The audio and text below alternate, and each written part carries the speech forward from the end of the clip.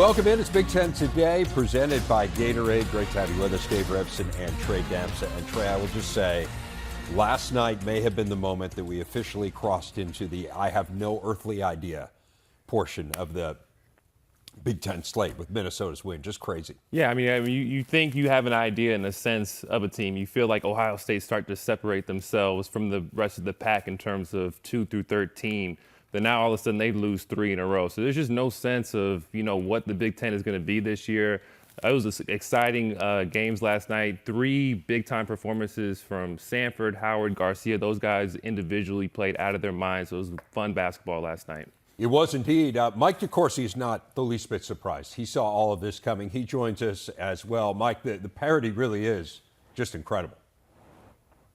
Yeah, and Dave, I think it reinforces, although we had Zed Key back in the lineup, I still think it reinforces the concept of you better be healthy if you're going to be successful. Zed coming back, he certainly did well for his circumstance, playing with that huge shoulder brace on. But I think you could see the impact of his previous absence and his still not quite being himself on how they performed. They shot less from inside the arc than they did from outside. And that's not Ohio State. Are you kidding? They got Zed Key. They got Justice Suing. That team makes shots at the rim, but they did not last night at all. And, of course, a lot of credit goes to Ben Johnson and to the Gophers as well, and Dawson Garcia in the great game he had. But still, they were very much out of character last evening. Yeah, and this goes to some of the other teams that we have seen struggle. Wisconsin here recently with Tyler Wall down with an injury. You can kind of go down the list. Indiana clearly has been affected by injuries. So pretty interesting to see how all that has played out as we look at our big story. It is last night's hoops results. Again, Minnesota got its first Big Ten win, topping the Buckeyes in Columbus. Mentioned Dawson Garcia, 28-9. Was the Buckeyes' third straight loss, and now they head to Rutgers this weekend. And then Iowa, they rallied from 10 down midway through the second half to top Michigan in overtime. Peyton Sanford finished with 26. 24 of them came after the break. Mike, let's start there. And Iowa started 0-3 in conference play. You throw in a loss to Eastern Illinois as well. So, it really felt like this thing was reeling. Then Patrick McCaffrey taking the personal time to deal with anxiety issues, and just kind of wondered how they'd be able to right the ship. It has been phenomenal here. Peyton Sanford was just unbelievable down the stretch in this game. What did you take from Iowa's win last night? Well, I don't think I've ever seen a player do what Peyton Sanford is doing right now. His slump literally lasted from mid-November until last weekend. That's basically a 2-month slump. But he didn't just, all of a sudden he starts dropping a few shots. He went on an absolute tear in each of the last 2 games, and probably without those tears, they take 2 more L's. So what he's doing is phenomenal, and it adds to what they are as a basketball team. They are clearly one of the top offenses in the country. They had not been shooting the basketball from deep as well, though, as we have seen Iowa teams in the past, and that was a missing quality. Now, with Peyton able to stretch the defense with his shots, with his 3-point shots, then all of a sudden, obviously Chris Murray can make shots, but he's most dangerous when he's attacking the lane and causing defenses all kinds of havoc. So what Peyton is doing right now, if he can continue to do that, and look, he doesn't have to get 28 every night, but if he can continue to provide that threat, then the Iowa offense can be significant and the Hawkeyes can be significant in this league. Yeah, I agree a ton. And, I saw Peyton Sanford play in the fall. I was able to get out to Iowa City to a practice. And I kid you not, I think he missed a total of 5 shots the entire practice. Now, I'm not just talking about the scrimmage. I'm talking about drills. I'm talking about the entirety of the practice. And I talked to Fran McCaffrey afterwards, and he said that this is one of his good days. He has some rough days, but he also has some days where it just seems like he can't miss. And for me, it wasn't a matter of if, but when. You know, you see that this kid has tremendous ability and he has tremendous confidence in himself. And so, you know, he struggled, didn't make a field goal, as Mike just mentioned, for the first few games of the Big Ten play, but he just has this unwavering confidence that he's going to keep shooting, he's going to keep looking for his shots, he's going to be aggressive. And I thought he really got himself going by getting to the basket, getting some offensive rebounds, cutting, moving without the basketball. And I think that's what's kind of propelled him to, you know, play at this level. But it was an interesting game last night, and I think it was interesting to see kind of Iowa's defense because they started in man-to-man. And it was interesting because Connor McCaffrey started off on Jet Howard, and he was kind of playing roamer and doubling Hunter Dickinson, but he was leaving Jet Howard wide open. So that's why he started the game. It turned out to be a bad idea. It turned out to be a horrible idea, right? And so, you know, I think one of the things with Iowa, even though they've won three in a row, they haven't really played a consistently great game, maybe outside of that Rutgers game. Yeah. And so Fran McCaffrey's still kind of trying to find what defense he wants to stick to and play. But I thought he made a great adjustment because towards like the end of the first half, he kind of just said, you know, forget it. We're going to play man-to-man defense. We're going to lock in. We're going to pressure the basketball, and we're going to be the aggressors in this game. And they forced 9 turnovers in the second half. They took away Hunter Dickinson. Hunter Dickinson only gets 6 shot attempts for the entirety of the game. And they took away Jet Howard. And I thought a smart thing that they did is they put Chris Murray on Jet Howard because one of the things about Iowa, especially at the wing position, they don't have the athleticism defensively to guard a guy like Jet Howard. So I thought it was smart for them to put Chris Murray on him. And so I think that really took Jet Howard out of the game. And so I think it was just great game planning and great coaching from Fran McCaffrey. We understand that defense is going to be the variable with Iowa. I mean, they're always a really good offensive team, although to your guys' point, I mean, Peyton Samford literally was 0 of 19 in the first 3 conference games. So the offense maybe occasionally comes and goes, but that is the consistent hand for Iowa. The offhand has kind of been the defense through the years, but man, they were really good down the stretch, particularly in the overtime when Michigan was just 1 of 8 from the field. Mike, what do you make of the Wolverines? Again, Jet Howard, incredible at the outset of this game. The 34 points he ended up with were the most for a Wolverine since 2006. Ultimately, though, what did you take kind of big picture from Michigan's performance? Well, I think the crux of it is the inability to get the ball to Hunter Dickinson. On a night when he made basically 90% of his shots, he didn't get any shots. He only had a half dozen attempts all night, and you can credit that to Iowa's terrific defensive plan and execution, and that certainly is a huge part of it. But at the end of the day, you have an All-American player who is on, who's not struggling if you get him the basketball, and he doesn't get the basketball. And Michigan needs to have as much Hunter Dickinson as they can get with the nature of their lineup and in terms of experience and ability, and it didn't happen last night. And these are the kinds of games that are going to decide whether or not this is a successful Michigan season. Games against teams like Iowa or Ohio State, or teams in the middle of the pack that you know that you have the ability to defeat because you have beaten such teams. But when you get the opportunity, as they had last night, and aren't able to close it, that's a big miss for them. Yeah, and to add to that, I think it's late game situations too, right? Michigan's going to be in a ton of close games just based on their roster and personnel, and to shoot 1 of 8 in overtime, to struggle to get field goals down the stretch and let Iowa get back into this game, I think it's going to be huge. And I think Jet Howard has to demand the basketball.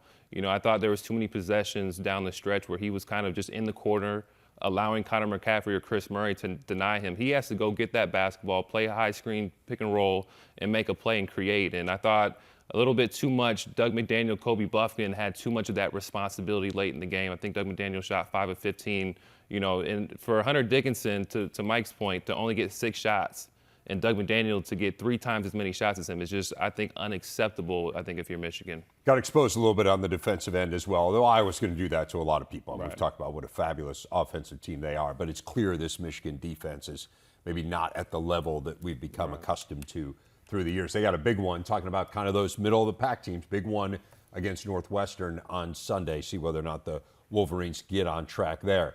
Mike, Minnesota got a huge road win. They did get the benefit of a call late. I mean, let's just kind of put that out there. But they put themselves in position. Defense was phenomenal. They controlled this game throughout. So, you can focus on the call and whatnot, but truthfully, Minnesota was in control most of the way here. What did you make of the Gophers' performance? And really, these last 3 games now, we've seen Minnesota play a lot better.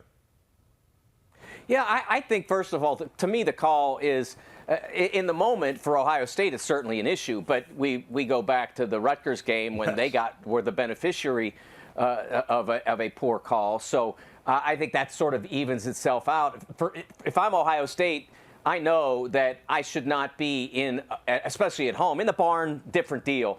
But at home, against a team that's at the bottom of my league, I shouldn't be in a game. I should be well ahead and not having to worry about one bad call. So from the Minnesota standpoint, they have to feel really good about the way they've performed lately. To go to Columbus in a game that Ohio State needs to have. And there are certain circumstances, I've talked about this a lot, there are certain circumstances when you have Minnesota coming in and you're thinking, okay, they're at the bottom of the league, we can maybe take a breather. But when you're on a 2-game losing streak, that's not the case. And so Ohio State did not have that luxury last night, and I don't think that's what we saw. I just don't think that they matched Minnesota's energy. I don't think they matched Minnesota's execution.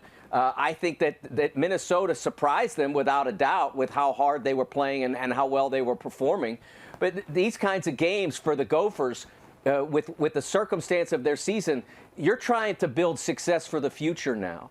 And the future being the end of this season, but also what goes forward. And so you have to continue to perform. You don't build in college basketball by saying, okay, we lose all the rest of our games and we get a first-round draft pick. It doesn't work like that in basketball, in college basketball. So you have to say, we have to build the winning culture here. And sometimes that happens in what might look like, at least at now, as a losing season. And I think it was so fun to watch that game with the All Access. And I don't think I've ever learned as much watching a basketball game on TV than I did last night. And just seeing. What did you learn? Like, as a basketball person, as somebody who's been in those huddles, what were the biggest things you learned? I think just seeing 2 philosophies and 2 different styles of coaching. I mean, you saw Ben Johnson. I mean, he's talking the entire game, right? And he has a ton of young players on his roster. So does Chris Holtman. And just the encouragement, just motivating guys. And he's actually talking through the defense. Switch.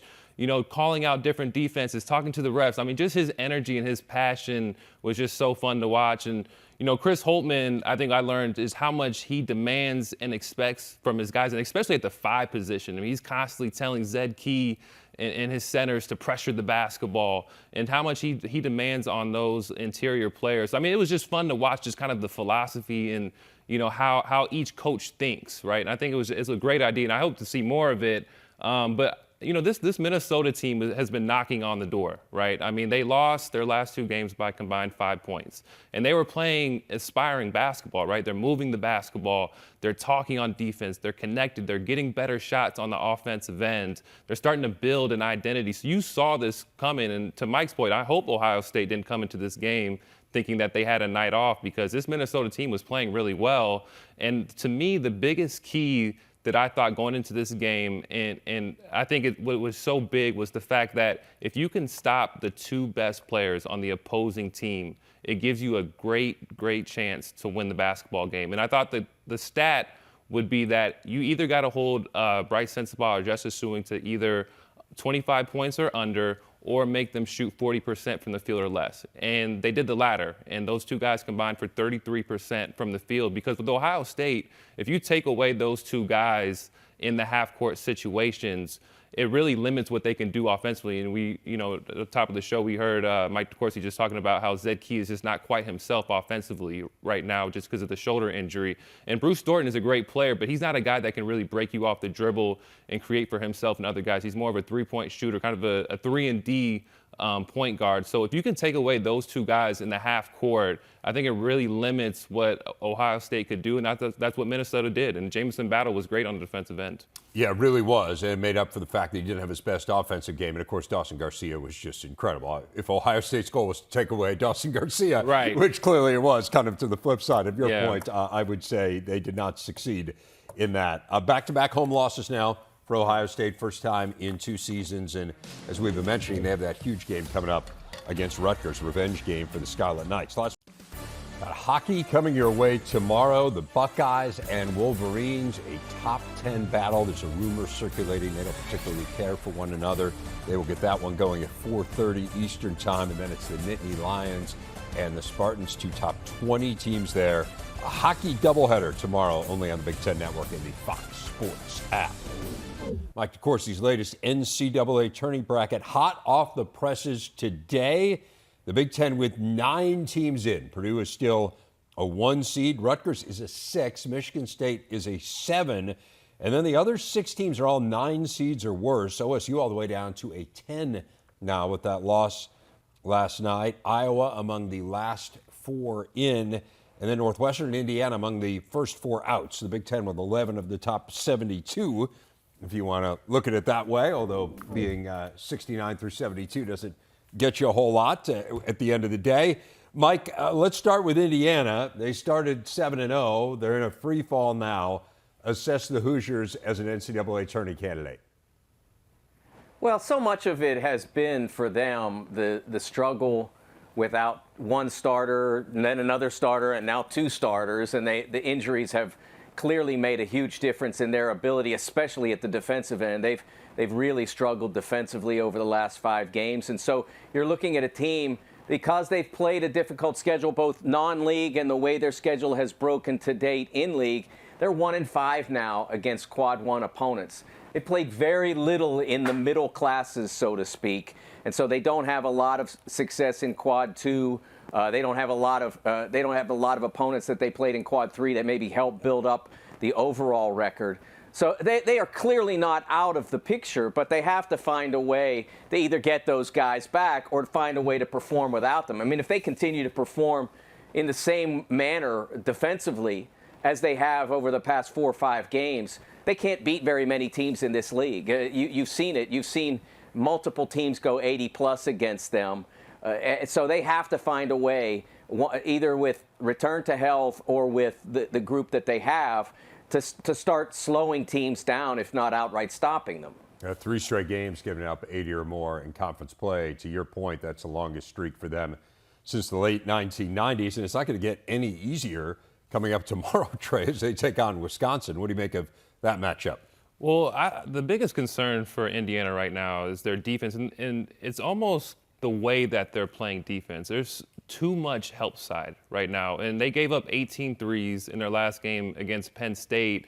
And help side is only supposed to come when the person with the basketball gets beat off the dribble. If you're guarding the basketball and you get beat off the dribble. But it seems like Indiana is in that plug spot like way too far, and where it's almost super easy to make that read, to just make that one extra pass for an open 3. I mean, you don't want to give catch and shoot open 3s to Big Ten players because they're going to knock them down. I mean, you saw a guy like Mahaffey make a few 3s. Like, guys are going to knock down shots. I mean, there's a reason why they're in the Big Ten.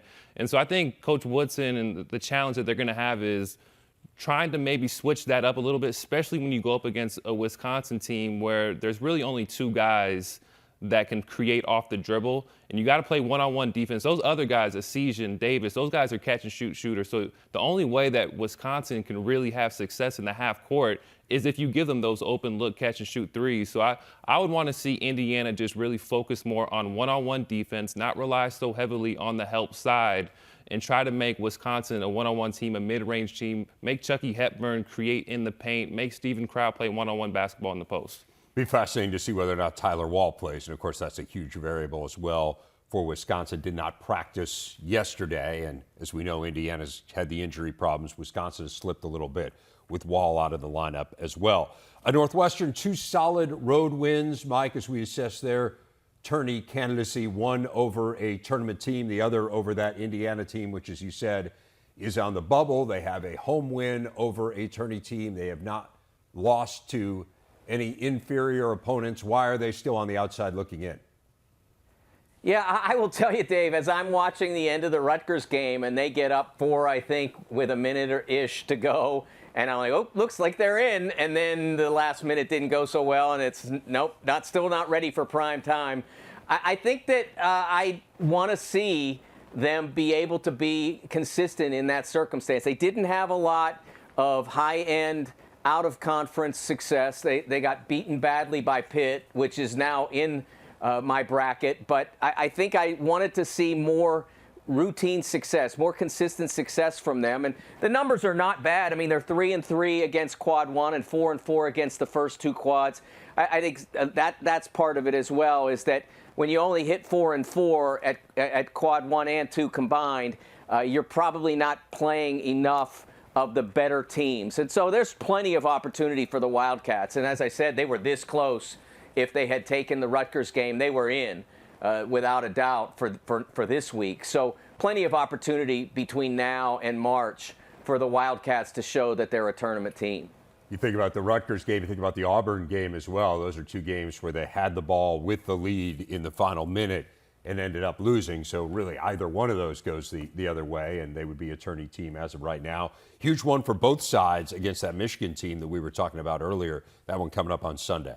Yeah, I think the biggest thing, going to Northwestern is you have to be able to manufacture some sort of offense inside the paint. And it's obviously probably not going to be through posting up because they just don't have guys that can play one-on-one through the post. But I look at a guy like Robbie Barron, being able to, attack a closeout, drive into the paint, and get something easy. Chase Audige also has the athleticism to get in there and find some success in the paint. I think sometimes offensively this team could be too much three-point oriented, but the good thing is they're playing against a Michigan team this weekend who struggles defensively. And Hunter Dickinson, has so much of a load on the offensive end. Teams, have really attacked him defensively. So I think there's opportunity there, especially in pick and roll situations, to kind of get into the paint and create and get some of those opportunities. But the matchup that I'm really looking forward to is Jet Howard versus Chase Audige. I think that's going to be a fun one to watch. I mean, you can make the argument that Chase Audige has been the best perimeter defender outside of Caleb McConnell in the league, and Jet Howard obviously coming off a 34-point game. I'm just interested, especially I think with Jet Howard and how he ended the game. Just not being as aggressive as he should have. I would like to see him be aggressive, even against a guy like Audige. Mentioned Northwestern has a couple good road wins. They're on the road for that one. In fact, 3 of their next 4 on the road. Also have to go to Iowa and Nebraska in that stretch. Maryland is a 10 seed right now, Mike. Just give us a sense of how close this is. Like, how important was that win over Ohio State? Are they out if they don't beat Ohio State? Absolutely. They would not have been in. That 10 and 11 and the first 4 outline, they're pretty close. And I will say, going back a little bit, that Ohio State is somewhat, they're more of a natural 9, but there was a lot of Big Ten teams that were in that 8-9 area, and it made it impossible to work the bracket, so they had to fall down a line in order to make it work, and they were the most obvious candidate to do that. But when you look at Maryland at this point, the difference between them and Ohio State is that they did get that win at home.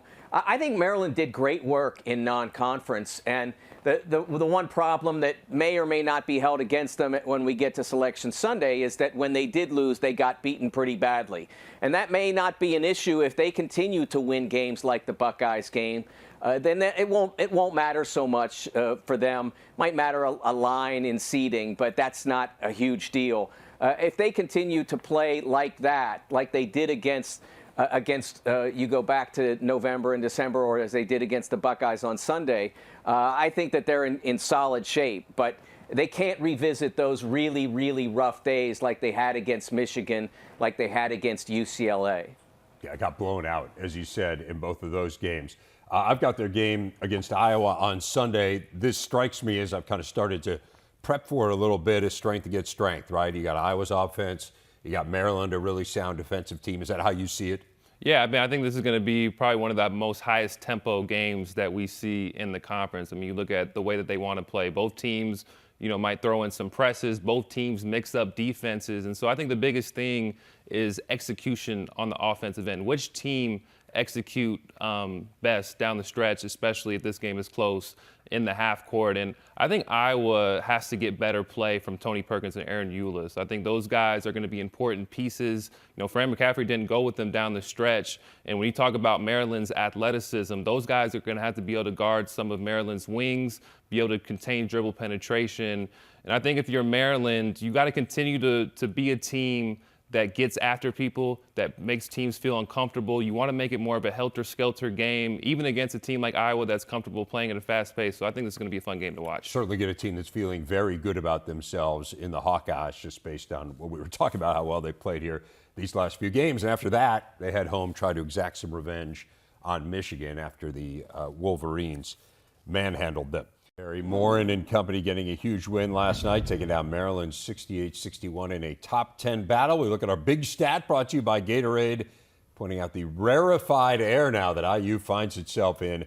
15-1, its best 16-game start in nearly 50 years. It goes all the way back to the AIAW days of women's basketball. A Big Ten Network analyst, Naz Hillmon, former Michigan All-American, joining me now. And Naz, hard not to be impressed by Indiana last night. I mean, they were really good. Their defense is always phenomenal. It was particularly good in this game. It felt like, to me, they controlled the pace of the game. It seemed like it was more to their liking than it was to Maryland's. What stood out to you about IU's win? It absolutely was controlled by Indiana. Their defense that you talked about was their catalyst. It was what fueled them throughout the entire game. They did a great job of not allowing Maryland into the paint. That's why they had the 18-32 notch in the paint in terms of scoring. Really made it hard for Diamond Miller, especially in the first half of the game. She only had 3 points, ended up with 20, but that's just the type of player that she is.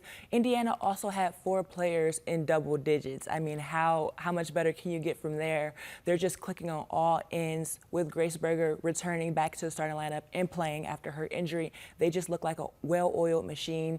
The players who got more minutes while Grace Berger was out, like Sydney Parrish, came out, and she was just phenomenal last night for IU. So I just felt like everything was clicking for them last night, offensively and defensively. What a great addition Sydney Parrish has been out of the portal, coming from Oregon, a home state kid who can really shoot the ball. What about the return of Grace Berger? It's amazing to me how well they played without her.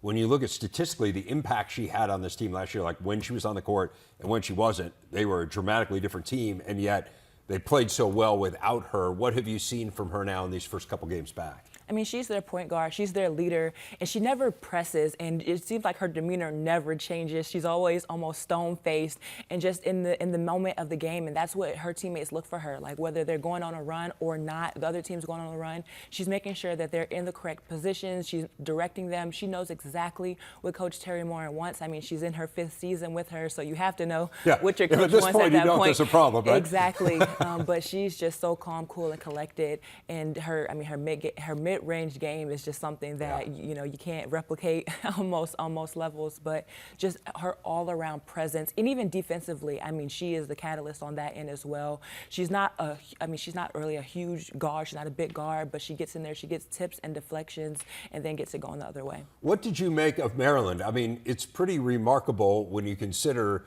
how much better Indiana shot the ball, that they controlled the tempo, kind of all of those things statistically were in Indiana's favor, and yet you never really felt like Maryland was totally out of the game. A credit to them that on a night where things weren't really going their way, they managed to hang around. What ultimately do you take from the Terps' performance? Yeah, they never gave up. I mean, they've been in some really big games this year, had a couple of game winners down the stretch, but they just didn't go away. And I mentioned Diamond Miller earlier, only having 3 points in the first half. And, Coach Brenda Freese gave her a little bit of time on the bench to regroup herself and figure out what she can do in the second half to make sure that she is going to exceed that point deficit that she had in the first half. But just really doing anything and everything that they could. They found out how defense is really going to affect their offense. When Indiana wasn't able to set up was when Maryland had their best offense, because Indiana's defense was so staggering and so stifling. But I think Brene Alexander gave them some really good moments throughout that game, and she really kept them afloat, I felt like, through the entirety of the game, really picking up some points, had a timely charge taken on Sydney Parrish to give her her 4th. So just their fight back and finding little moments to go on those runs and alternating what they were going to do in the second half so they could get into the paint a little bit more and using their defense to their advantage to get their offense. 6-game winning streak coming to an end for the Terps. I do want to touch on Rutgers and Minnesota. Back-to-back wins now for Rutgers for the first time since mid-November. They were down in the final 3 minutes in this game on the road, figured out a way to pull it out. What did you learn from watching Rutgers? I think just in these last 2 games, I feel like they really take advantage of when their opponent has a lapse. And I feel like that's what happens in Minnesota a little bit. They're a young team. It's easy for them to go on their highs and lows. And as soon as Rutgers smelt the Minnesota low, they just ran for it. Their defense was great last night. They turned their defense into offense. They found ways to get downhill. And their freshman, Kayleen Schmeichel, I mean, she also had a rough start and ended with 20 points, ultimately coming out of the game because of foul trouble and fouling out. But her teammates found a way defensively to get those stops and get downhill to make sure they can finish that game without her. 6 rebounds for Schmeichel as well, a couple of assists, a really nice, well-rounded performance for her. So here's where things are standing-wise.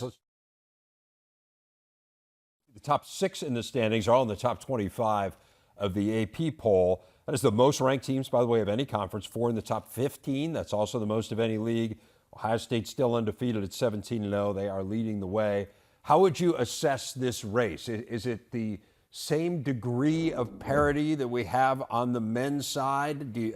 How many teams do you think conceivably could win this? Yes, I mean, it is a lot going on. It feels like everybody's trying to catch up to Ohio State, but Indiana's not too far behind. One game behind, right? One game behind. Yeah. But it feels like everybody's scratching and clawing to knock down Ohio State.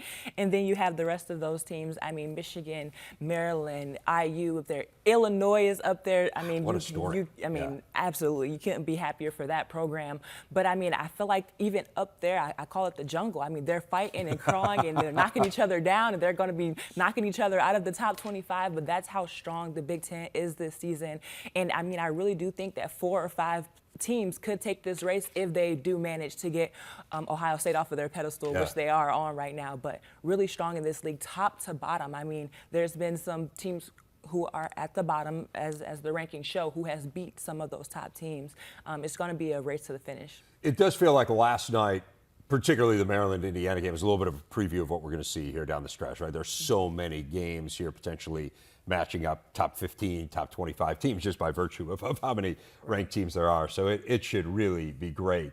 We'll get some more insight into this conference coming up tomorrow. Caitlin Clark will lead number 12 Iowa against Penn State. Then Taylor Mikesell and those undefeated third-ranked Buckeyes we were talking about battle Nebraska. It's a women's hoops doubleheader tomorrow, tipping off at 12:30 Eastern here on Big Ten Network and the Fox Sports app. Let's get some quick thoughts on those games. I want to start with Ohio State. I do think it's a remarkable story when you consider Madison Green and J.C. Sheldon out with injuries. What have you seen from the Buckeyes as they remain perfect? Every time someone goes down, someone steps up. I mean, Rebecca Mikolashikova from the beginning of the season, before those injuries, has just had a phenomenal season, stepped up for them. Taylor Mikesell has taken the reins of Ohio State and really made it her own, and they've just been phenomenal this season. And even their freshman, Cody McMahon, I mean, there's just player after player that you can talk about for this Ohio State team. Their offense is potent and their defense is just as good. But this will be a great matchup. I mean, Nebraska coming off of a win that they absolutely needed. They need the scoring from both Jazz Shelley and Markowski to be able to play into this game, which I feel like it could be a close game. They're at Nebraska. It's a hard place to play at.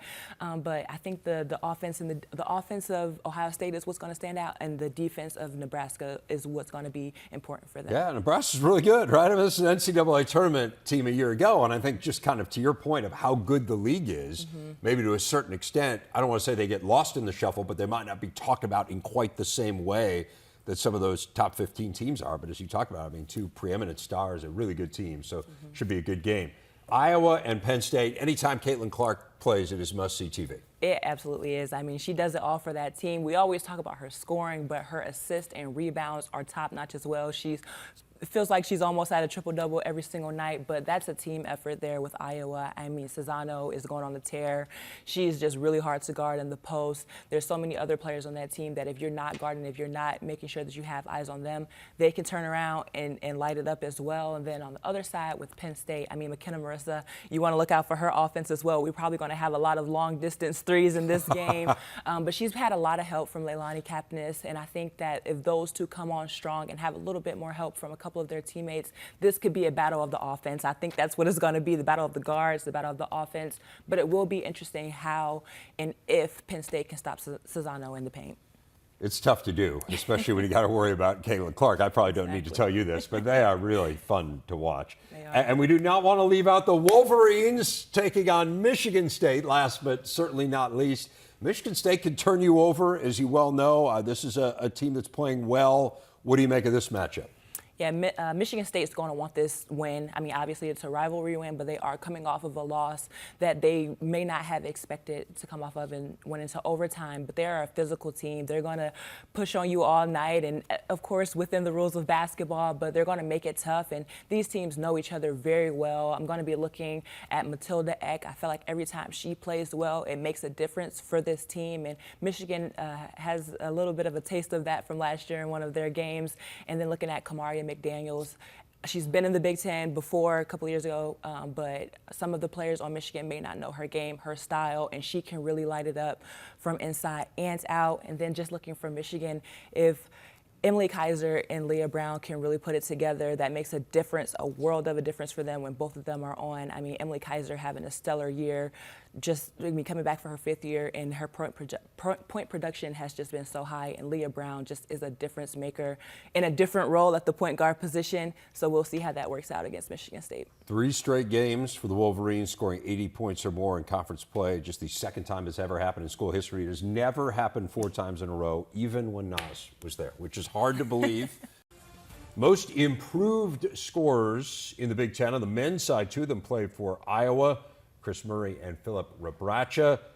See the most improved scorers on the women's side as well. Taylor Theory leading the way, but a couple players with their scoring up more than 8.5 points per game. Actually, 3 players you see there on the board up more than 8.5 per game. So Nas, that's just one measure of most improved, but that's not solely based on scoring, but interested in your take of who you have seen as the most improved women's players this year. Yeah, obviously those players that you just saw on the screen, but I have been looking at Kendall Bostic from Illinois. I mean, she's leading the league in rebounding right now, and her points have increased only by about 4, but has made a huge difference for this Illini team. I mean, against Ohio State, she had 27 points and 15 rebounds. I mean, and we're talking about against one of the best teams in our conference, the best team at this point in our conference. And because she has really good guards around her, I feel like she's overshadowed, but means a lot to this Illini team. Well, you could debate most improved player, right? You can't debate most improved team. It's Bostic's team. Illinois is just, we mentioned earlier, but I can't get over how much better they are. It's really remarkable. Mike, what about for you on the men's side? Where would you go for the most improved player? Well, the first one, just because he's one of the very best players in the league doesn't mean Jalen Pickett isn't one of the most improved. Across the board, his averages are up in terms of points, rebounds, and assists by significant numbers, about 4 in terms of points and similar numbers in rebounding and assists to the point where he's a dominant player in all 3 categories. And also just taking that on, I think that's underrated. Being the best player on your team is, and Nas knows this way better than I do, being the best player on your team is an awesome responsibility. You have to be there every night, and you have to deliver every night, and if you don't deliver, your team's imperiled. For Stephen Crow, it's kind of only been like that for the last couple games because obviously Tyler Wall is the star at Wisconsin, but Tyler has been absent, and Stephen was already having an improved year, but stepping forward in the last 2 games to give the Badgers a chance in the games against Illinois and Michigan State. Both losses, but not on Stephen necessarily, because he did a great job. He had 19 and 20 in those 2 games. And that's not been his role throughout this season, but when it was necessary without Tyler, he stepped right in. Yeah, I like those picks, Mike. And for me, it's Joey Hauser, though. I mean, double figures, 10 out of his last 11 games. A guy that has made drastic improvements on both ends of the floor, can guard multiple positions, and a guy that can score in the block and as well on the perimeter as well. I mean, Tom Izzo's using him in a variety of different ways, almost using him as a wing player coming off of pin downs. You can play in roll replace actions. He can be able to catch the ball into the post and make one-on-one moves. Even their last game, he made some big plays down the stretch. Just a guy that's playing with a ton more confidence, a guy that you can give the ball to in the half court. I really love the way Joey Hauser's playing. playing. It does feel like there was so much hype around his transfer, and then he had to sit out the year. Right. It was so frustrating for Tom Izzo, and now we really are seeing that player that we sensed we might see when he came in.